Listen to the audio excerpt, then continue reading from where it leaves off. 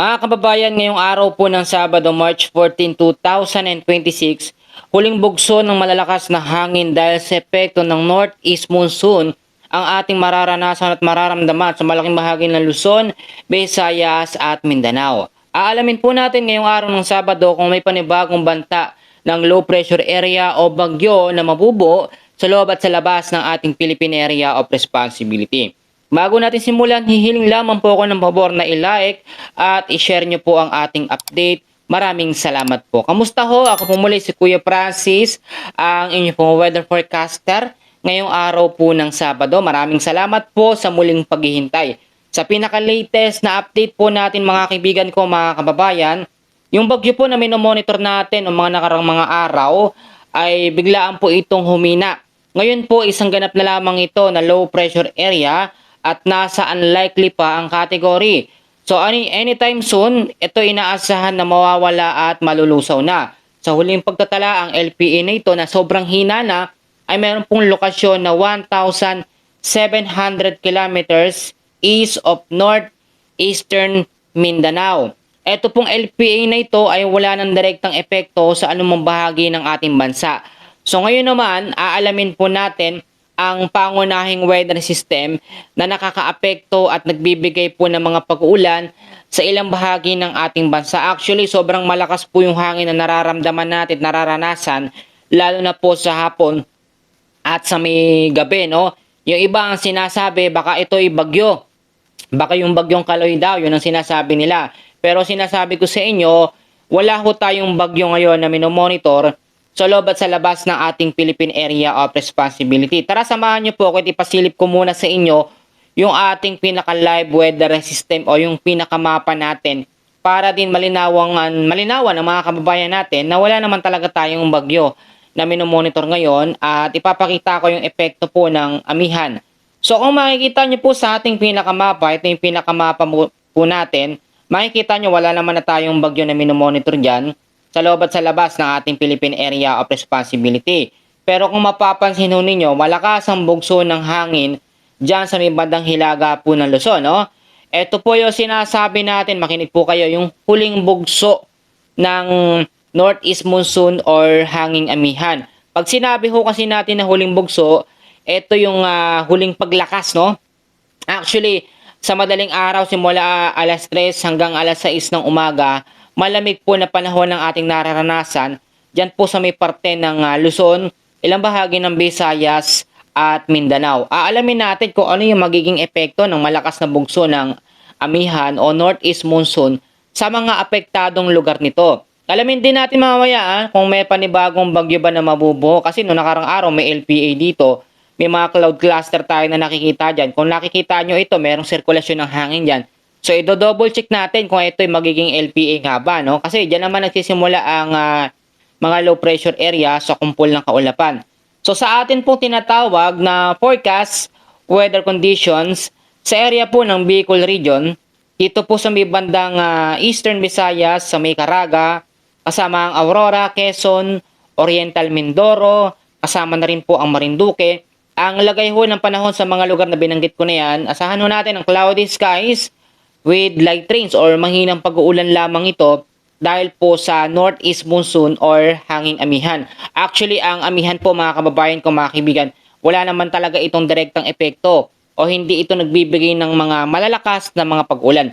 Pero dahil po ang amihan ngayon ay sinasabayan ng high pressure na hangin na nanggagaling po dyan sa may hilaga. Kung mapapansin nyo naman, ito yung hangin, high pressure na sumasabay sa ihip po ng amihan. Kaya kung mapapansin ho ninyo, ang tindi ng lakas ng hangin. Yung lakas po ng hangin ngayon ay akala mo may bagyo pero maaraw. Bandang hapon po yung bugso ng mga malalakas na hangin. Kaya naman yung mga bahay natin na hindi maayos ang pagkakapako sa bubong, ay kayang-kayang paangatin ng mga bugso ng hangin dulot po ng amihan. Sa area naman po ng Metro Manila, ito po, tapusin ho natin yung video ha. Sa area po ng Metro Manila, the rest po ng Luzon, nalalabing bahagi po ng Visayas, kasama po ang Zamboanga Peninsula at Northern Mindanao ay patuloy din makakaranas ng partly cloudy to cloudy skies with isolated light rains. When we say isolated light rains, ito yung mga may hinang bugso ng mga pag-uulan pero hindi naman yan malalakas, no? Mga ambon-ambon lang at madalas yan bandang hapon, minsan sa paggabi. Doon po nagkakaroon ng mga isolated light rains. Bagamat ang northeast monsoon wala namang significant na impact, mag-ingat na lamang din tayo sa banta ng mga posibleng pagbabaha dyan sa Metro Manila, the rest ng Luzon, the rest ng Visayas, Zamboanga Peninsula at Northern Mindanao kapag nagkaroon po ng moderate to heavy rains anumang oras, no? Kahit clear tayo sa bagyo o low pressure area, ang pangunahing weather system naman natin is yung northeast monsoon or hanging amihan. Ang nalalabing bahagi naman po ng Mindanao, yung mga lugar na hindi ko nabanggit dyan, sa parte din ng Luzon, Visayas, yung mga lugar na hindi ko nabanggit, ay pinag-iingat naman po sa banta ng mga localized thunderstorms. When we say local thunderstorms, ito po yung epekto ng mainit at maalinsangang hangin, lalo po sa umaga hanggang sa patanghali. And then kapag medyo maulap ang kalangitan sa bandang hapon, yun yung nagiging epekto ng mainit na hangin. Yun po yung tinatawag natin ng mga localized thunderstorms. At kung makikita nyo, ang isa rin sa nagiging dahilan, kaya meron tayong mga localized thunderstorms, ay dahil sa mainit na hangin, no? Ang easterlies. Actually, yung easterlies noong nakarang araw, medyo malakas-lakas. Ngayon, na walang epekto ng easterlies, talagang nangingibabaw ngayon ng epekto po ng northeast monsoon or hanging amihan. May nagtatanong ho sa atin kung hanggang kailan ba mararamdaman o mararanasan ang epekto po ng amihan o northeast monsoon. Inaasahan po bago matapos ang buwan ng March ay mawawala na po ang epekto ng amihan o northeast monsoon. Kaya namnamin na natin at sulitin na natin yung kahit papaano medyo malalamig po na panahon. Huwag kayong mag-alala dahil malaking bahagi naman ng ating bansa ngayong araw ng Sabado ay magandang panahon ang mararanasan. Kung may mga nakikita din kayong mga update na mayroong panibagong sama ng panahon, panibagong bagyo, wala naman talaga. Kung makikita nyo sa ating mapa, wala yung LPA o yung bagyong Nuri, no? Ay nawala naman na. Yung LPA naman na ating minomonitor dito po sa may bandang silangan po ng Bisaya sa may labas, anytime sa loob ng ilang mga oras, malulusaw din po yan. Uulitin ko na, pangunahing weather system natin ngayon ay ito pong northeast monsoon or hanging amihan. Kapag nawala na ang epekto po ng amihan dyan sa may hilagang Luzon, hindi automatically papalit ang habagat o southwest monsoon dito sa may kanlurang bahagi po ng Palawan. Dito kasi yung nagiging epekto ng hangin yan or dyan nagsisimula ang southwest monsoon. Kapag meron naman tayong habagat o southwest monsoon, yan yung indikasyon na malapit na rin ang tag-ulan. So meaning to say, etong tag-init na ito, etong summer, hindi agad-agad papasok ang habagat or southwest monsoon. Pero may mga tsansa po tayo ng mga pag-ulan o mga localized thunderstorms dahil sa easterlies. Kapag nawala na ang bugso ng malakas na hangin dahil sa amihan, babalik naman ang epekto ng mainit at maalinsangan na hangin na nanggagaling po sa may karagat ng Pasipiko. Yun po yung sinasabi natin na easterlies. Ngayon, tignan natin kung may panibagong bantaba ng bagyo na mabubuo. Ibinigay na yan ng pag-asa at sa pagkatala nila, sa pagkatala ng ating pinaka-radar advanced weather system natin, na ngayong March, nasa isang bagyo lamang ang mabubuo. And tinignan natin yung ating 5-day weather outlook, wala tayong nakikitang panibagong sama ng panahon or bagyo na mabubuo. At kung makikita nyo naman, yung mga cloud cluster dito, yung mga kumpol ng kaulapan, yan parang akala mo low pressure area, pero mawawala din yan. Nabubuo kasi yung mga cloud cluster or mga kumpol ng kaulapan pag mayroon pong malalakas na high pressure ng hangin. Yung mga hangin ho na yan, minsan nakaka-develop yan ng kumpol ng ulap dahil sa lakas nga po nila, sa pressure ng hangin nila. Pero hindi ibig sabihin kapag meron tayong cloud cluster o kumpol ng kaulapan, automatically meron ng LPA.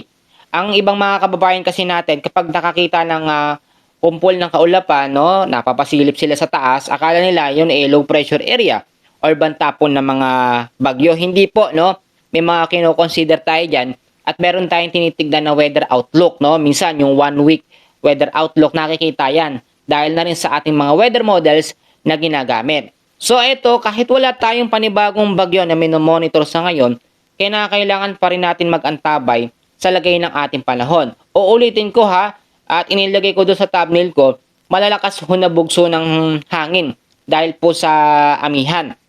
Ang amihan po mga kaibigan ko, mga kababayan, uulitin ko, wala naman itong direktang malalakas na epekto ng mga pag-uulan. sinasabayan lamang yan ng high pressure at yung localized thunderstorms. Kapag ka nagkaroon ng connection yan or pagsasanib, akala nyo ho malabagyo ang nagiging epekto. Ang mga localized thunderstorms, meron ho yang dalawang kategorya. Yung unang kategorya is yung local thunderstorms lamang na normally na tumatagal na 30 minutes to 1 hour, yung bugso ng mga pag-ulan. Pero kapag sinabi natin na malakas sa thunderstorm o yung severe thunderstorm, tumatagal yan ng 1 hour to 2 hours nalakas o bugso po ng mga pag-ulan na kaya magpabaha sa mga low-lying areas. Kaya kinakailangan unang-una ay maging updated at mag-antabay po kayo sa ating update. Kahapon wala tayo, medyo nabisi lang ho. Pasensya na ho at mabawi naman po ako sa inyo. Yung mga senior natin, yung mga kababayan po na laging naghihintay sa aking update. Naku, salamat po talaga at wala po mapaglagyan yung pasasalamat ko sa inyo.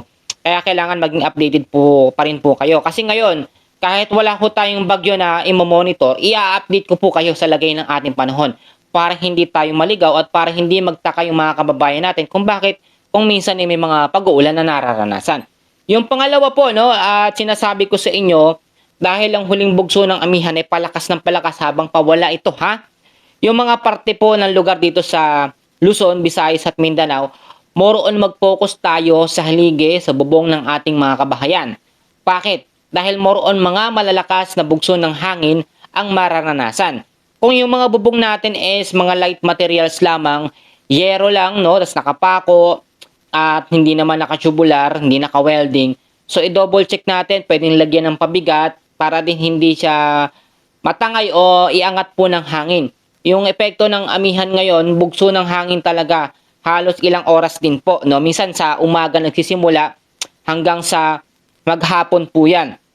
So, ulitin ko yung mga hindi nakasubaybay sa parte po ng Bicol Region, Eastern Visayas, Caraga, Aurora, Quezon, Oriental Mindoro at Marinduque. Yung mga lugar na yan pinag-iingat sa banta ng mga malalakas na epekto po ng hangin. Kasama rin ang Metro Manila, hindi ligtas ang Metro Manila, ang nalalabing bahagi ng Luzon, Dari sa Visayas, Zamboanga Peninsula at Northern Mindanao sa epekto po ng Northeast Monsoon or hanging amihan. Alam nyo, kahit maganda ang panahon, meron pa rin tayong mga update. Siyempre, hindi ko naman kayo pababayaan.